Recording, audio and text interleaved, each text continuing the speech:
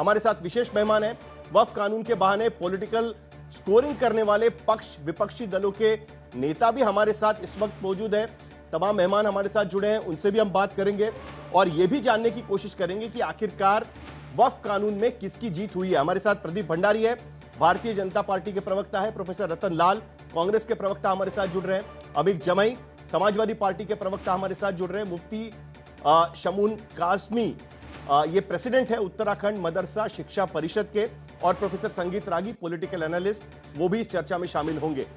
3 सवालों के साथ हम इस चर्चा की शुरुआत करना चाहते हैं। पहला सवाल होगा, क्या वक्फ कानून की संवैधानिकता पर उठे सवालों को सुप्रीम कोर्ट ने सही माना है? कई धाराओं का उल्लंघन संविधान की किया गया, यह आरोप पिटिशनर्स की तरफ से लगाया गया था। दूसरा सवाल, क्या पुराने वक्फ कानूनों में कई गैर संवैधानिक प्रावधान रखे गए थे? क्या राजनीतिक फायदे के लिए नए वक्फ कानून के खिलाफ दुष्प्रचार किया गया? क्योंकि अदालत यह कह रहा है कि इस कानून को हम रद्द नहीं कर सकते, लेकिन कुछ धारा इस कानून के भीतर है, उसको लेकर अदालत ने उस पर स्टे लगा दिया गया। तो इन तमाम सवालों पर हम चर्चा करेंगे, लेकिन इससे पहले सुप्रीम कोर्ट ने जो इंटरिम आदेश दिए हुए हैं उसमें कई सारी चीजें इस कानून की मान ली गई है, लेकिन उसके साथ साथ कई चीजों पर रोक भी लगा दी गई है। हमारे साथ में जॉइंट पार्लियामेंट्री कमेटी के चेयरमैन जगदम्बिका पाल जी इस वक्त मौजूद है। सबसे पहले जगदम्बिका पाल जी, जो आपके जॉइंट पार्लियामेंट्री कमेटी का जो रिपोर्ट आया था उसमें कुछ चीजें मानी थी आपने, लेकिन कई सारी चीजें जो मानी नहीं थी उस पर भी आज सुप्रीम कोर्ट की टिप्पणी है। सबसे बड़ी बात तो कलेक्टर को जो पावर दी गई थी, जो बात को लेकर विपक्षी सांसद सवाल उठा रहे थे, आज कोर्ट ने कलेक्टर के पावर पर रोक लगा दी और कहा है कि सुप्रीम कोर्ट का यह कहना है कि जो ट्रिब्यूनल कहेगा, जो कानूनी प्रक्रिया होगी उस हिसाब से होगा, लेकिन कलेक्टर को यह पावर नहीं होगी कि लैंड डिसाइड करने को लेकर। उसको लेकर आपकी क्या प्रतिक्रिया रहेगी? देखिए, जो हमने अमेंडमेंट किया है और ये कहना आज भी इस फैसले के बाद विपक्ष के नेताओं का बिल्कुल उचित नहीं है। आपने देखा होगा, आपके रिपोर्टर्स ने देखा होगा कि हमने 36 बैठकें दिल्ली में किया ज्वाइंट पार्लियामेंट्री कमेटी, और जो भी बैठक होती थी 11 बजे से शुरू होती थी और शाम को 7 बजे तक। ये कहना कि विपक्ष के पार्टियों के द्वारा आज ये प्रतिक्रिया व्यक्त करना कि हमारी बात सुनी नहीं गई। 36 बैठक आज तक के इतिहास में किसी ज्वाइंट पार्लियामेंट्री कमेटी की 6 महीने में नहीं हुई, और कोई बैठक 7 घंटे 8 घंटे 9 घंटे चलती थी। कभी कभी बीच में अगर ऐसी स्थिति तनावपूर्ण भी हो जाती थी तो शायद 10 मिनट बाद स्थगित होकर के फिर हम बैठक करते थे। बैठक बहुत ही कॉर्डियल ढंग से हुआ। बैठक के बाद जिस तरह से हमारे सांसद, चाहे कांग्रेस पार्टी के रहे हों, चाहे तृणमूल कांग्रेस के रहे हों, कल्याण बनर्जी रहे हों, ओवैसी जी रहे हों, संजय सिंह रहे हों, इमरान मसूद रहे हों, या समाजवादी के रहे हों, सब लोग एक साथ बैठते थे, सारी चीजों को डिस्कस करते थे, हर बात सुनी जाती। मुझे लगता है इतना ज्यादा किसी विधेयक पे जेपीसी में नहीं चर्चा हुई और न तो सदन में हुई।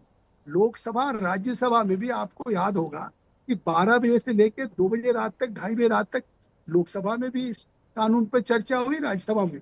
और मुझे प्रसन्नता है कि दोनों सदनों में लेकिन सर, इतनी कॉम्प्रिहेंसिव चर्चा के बावजूद सुप्रीम कोर्ट ने जो 2 अहम पहलू है इस पूरे कानून के, सबसे बड़ा पहलू जिसका मैंने इससे पहले जिक्र किया था कि कोई सरकारी कलेक्टर इस बात को तय नहीं कर सकता कि कोई लैंड ये वक्फ की लैंड है या नहीं है।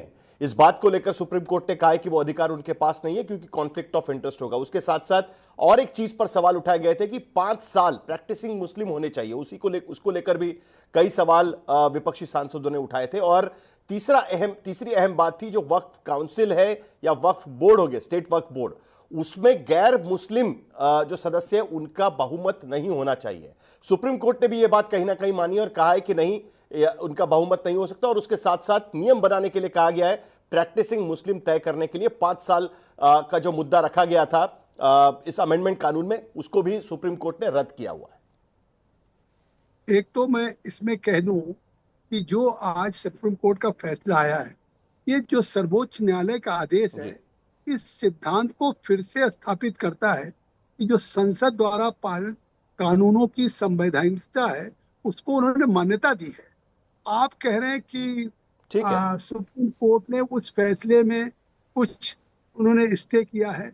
आप ये बताइए, मैं एक सवाल आपसे पूछ लूं कि हर डिस्ट्रिक्ट में अगर आपके घर में, जी। गांव में आपकी लैंड होगी तो उस लैंड का कस्टोडियन कौन है?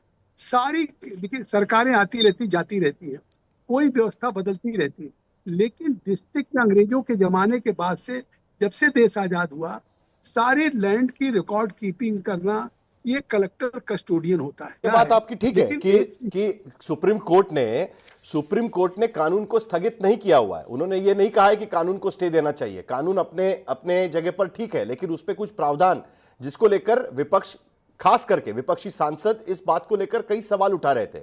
उसमें से 3 प्रमुख प्रावधान जो है उस पर तो जरूर सुप्रीम कोर्ट ने स्टे लगा दिया है। तो कहीं ना कहीं जॉइंट पार्लियामेंट्री कमेटी के पास भी अमेंडमेंट्स सजेस्ट करने के लिए ही ये कानून भेजा गया था और कहा गया था कि कॉम्प्रिहेंसिव इस पर बात की जाए। तो उसको लेकर ही मेरा सवाल था कि खास करके 5 साल तक प्रैक्टिसिंग मुस्लिम होना चाहिए, या फिर मुसलमानों को अपने बारे में डिसीजंस लेने के, फैसले लेने के अधिकार होने चाहिए। और इसीलिए सुप्रीम कोर्ट ने कहा है कि वक्फ काउंसिल हो या वक्फ बोर्ड हो, उसमें 3 से या 4 से ज्यादा गैर मुस्लिम नहीं हो सकते। बहुमत मुसलमानों का होगा, जो सीईओ होगा वो भी मुस्लिम होगा। यह भी बात आज सुप्रीम कोर्ट ने साफ शब्दों में कह दी है। जगपाल पहले साहब। भी बहुमत नहीं था।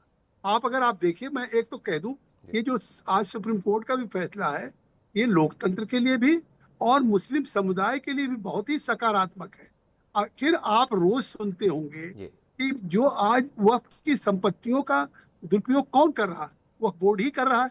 उसको खुर्द बुर्द कौन कर रहा है? आज वक्फ की प्रॉपर्टी में मॉल खड़े हो जा रहे हैं, दुकानें खड़ी हो जा रही। जो वक्फ का पर्पज है, कोई भी जो मुसलमान अपनी संपत्ति को इसलिए वक्फ करता है कि हमारी संपत्ति का फायदा किसी आर्फन को, गरीब को, अनाथ को, विडो को मिले। क्या आप अपने शहर में कहीं देख रहे हैं? ठीक। आखिर आज ये जो कस्टोडियन वक्फ बोर्ड है, आज उस वक्त की प्रॉपर्टी को किस तरीके से खुर्द-बुर्द हो रहा है। आज इस अमेंडमेंट को लाने का पर्पज क्या था?